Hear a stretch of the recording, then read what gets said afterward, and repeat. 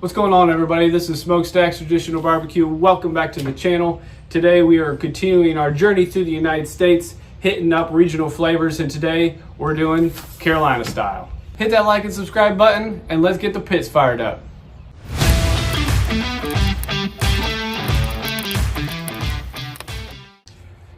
Down in Carolina, pork is the main protein, so today, of course, we got ourselves some pork. We went ahead and got ourselves a picnic roast. The reason we went with a picnic roast today is because down in Carolina, the whole hog barbecue is what they are known for. Now with whole hog, they typically leave the skin on when they cook those things. Finding things around here with skin on them still is very difficult to do. Nobody around here really leaves skin on anything. So this actually came off of the internet. Ordered this, came in a few days ago. This is from Wild Fork. So you can get on there and get it yourself if you like what you see today. This is the bone-in pork shoulder picnic roast. This is actually advertised as aged pork. So I guess a little extra bang for my buck, aged for a minimum of 8 days for a little extra flavor.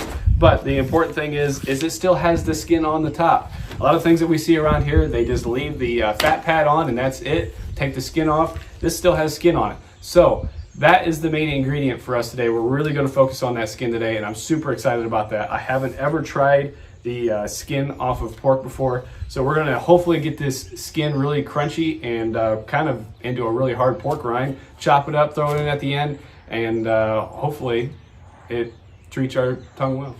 Carolina barbecue is during that whole hog process. It's usually in some sort of pit, whether it be cinder blocks or something like that, so they can fit the whole hog inside of.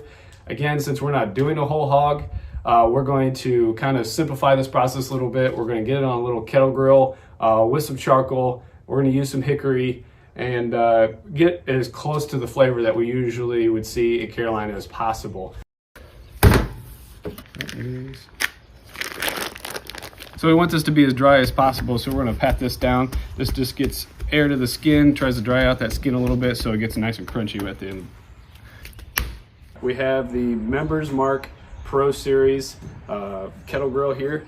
I've only used this a couple of times. I just got it a couple weeks ago. I really enjoyed it so far.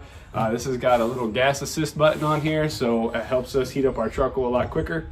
It's really nice to get our charcoal nice and hot really quickly. So we're gonna get this fired up right now, and while we're waiting on this to heat up, we're gonna get our pork butt all ready to go for the grill. So let's get this thing fired up. This week I found some Cowboy brand briquettes. I think I'm more of a briquette fan myself. I think that they have a lot more even cook and that they last a lot longer than some of the smaller lump charcoals can get.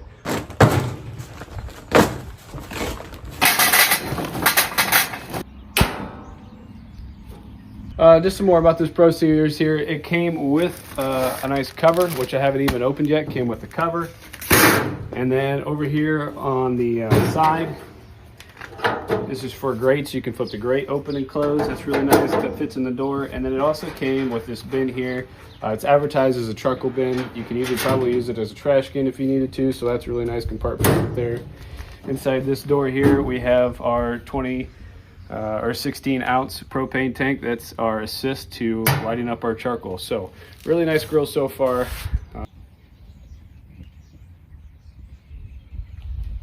We're going to go ahead and make a rub here today for the bottom side of this pork butt. So let's make a rub.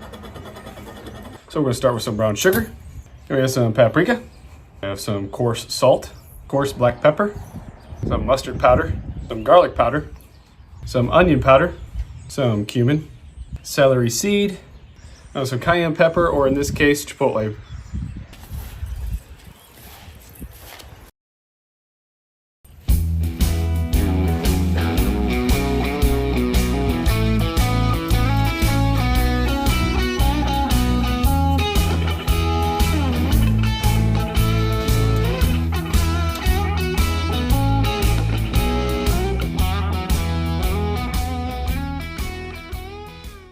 Right here we got some hickory chunks that we're going to throw on here today.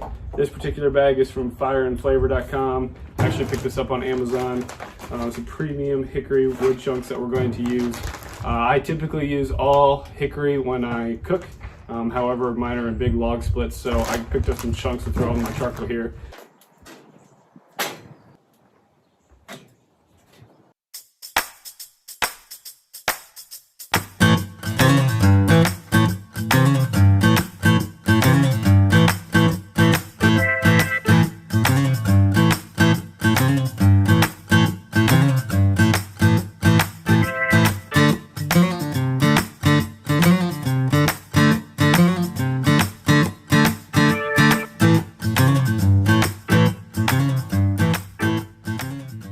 Okay, we're about 3 hours into this thing, and we're going to pop the lid on here and see what our color's looking like. Hopefully we're starting to get a little red, maybe some char around the edges here, and we're also going to look at what the salt on the top looks like. Hopefully it's starting to crack in a few places.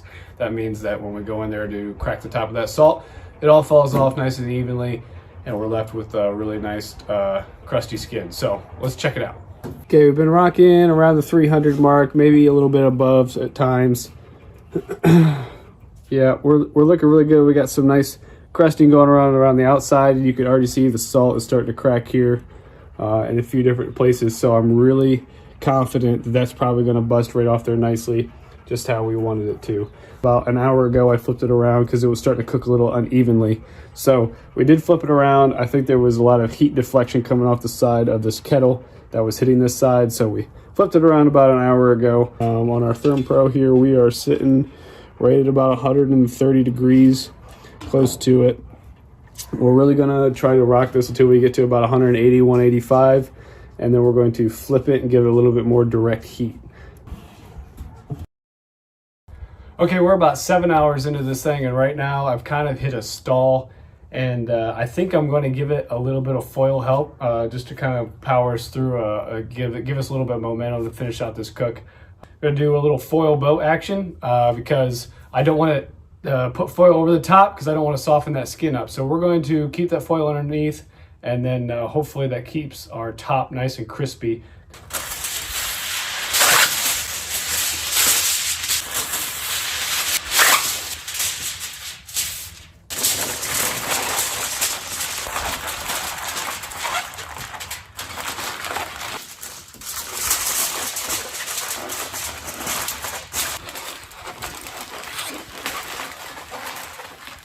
All right, so we got our foil belt. Like I said, we are right around the 169, 168 mark, and it hasn't moved a whole lot. So we're gonna throw this back on. Hopefully we can get up to that 180 mark, and we'll get this thing flipped over so we can crisp up that skin and finish her out. We just reached 185 internal. We're gonna pull it off here. We're gonna check her out, see what kind of color we got, making sure that everything's cooking well. But we're going to pull the salt crust that's on the top off.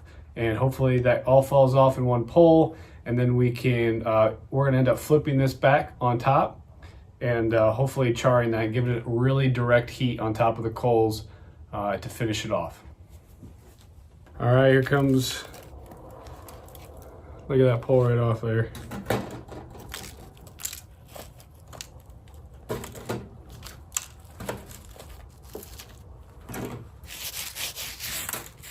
About 8 hours in, we're gonna now put it on the skin side down to get some direct heat on that and hopefully get that really crisp up. And we're gonna hit the top with the mop sauce. Skin down on top of these coals right here. Hopefully we get a nice char and the skin boils up for us. It gets nice and crispy.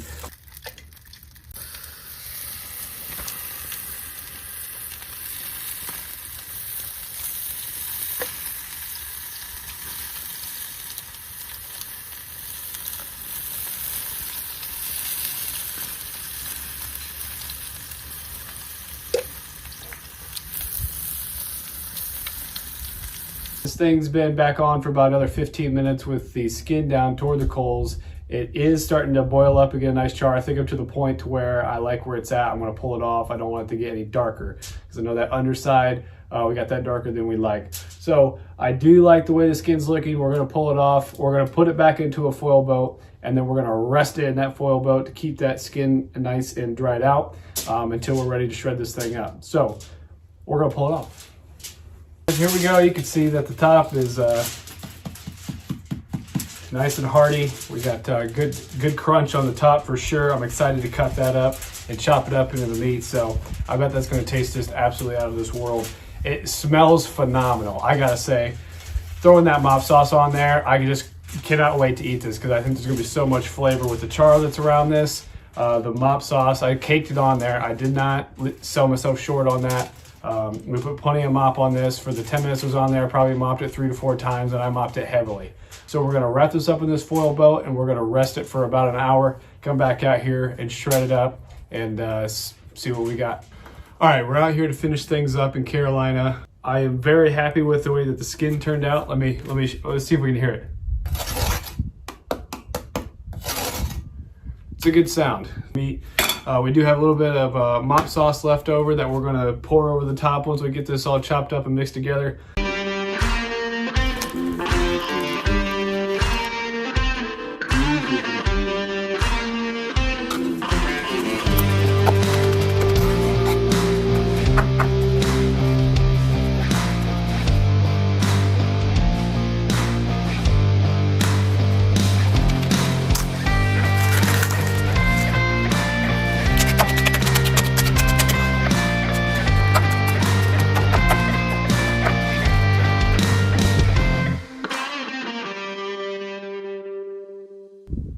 All right, let's take a bite into our sandwich. No sauce other than our mop that's mixed in there. I gotta tell you, the crunch on top, that skin was delicious. So I'm really excited about this.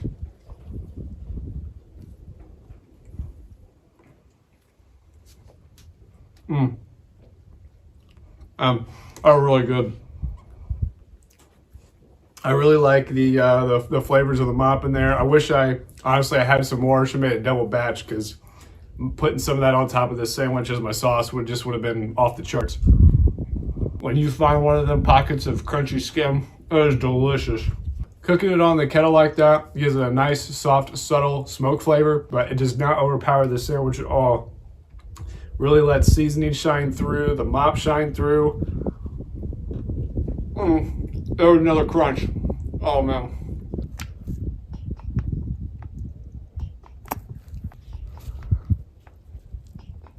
Mustard sauce hits the spot.